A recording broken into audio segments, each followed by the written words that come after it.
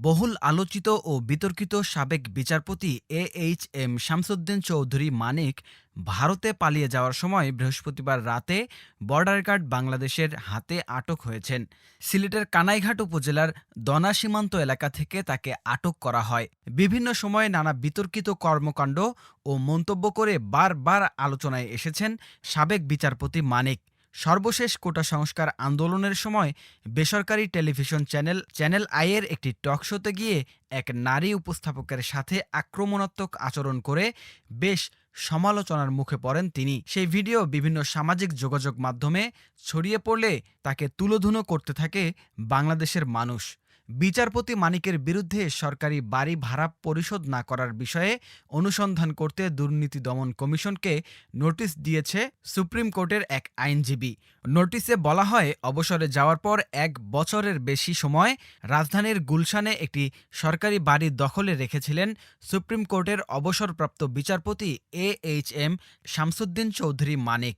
পরে ২০১৭ সালে তিনি বাড়িটি ছাড়লেও বাড়ি ভাড়া, গ্যাস ও পানির বিল সরকারি কোষাগারে জমা দেননি, যার পরিমাণ ১৪,১৯,২০০ টাকা।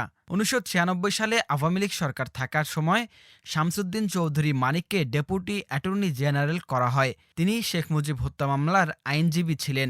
আওয়ামী লীগ সরকার ক্ষমতায় থাকার সময় তাকে হাইকোর্টের অস্থায়ী বিচারপতি হিসেবে নিয়োগ করা হয়, কিন্তু ২০০১ সালে বিএনপি সরকার ক্ষমতায় আসার পর সেই নিয়োগ বাতিল হয়ে যায়। ২০০৯ সালে আওয়ামী লীগ সরকার আবারও ক্ষমতায় আসার পরে শামসুদ্দিন চৌধুরী মানিককে পুনরায় বিচারপতি হিসাবে পুনর্বহাল করা হয়। বিচারপতি থাকা অবস্থায় শামসুদ্দিন চৌধুরী মানিককে নিয়ে বিতর্ক শুরু হয়েছিল।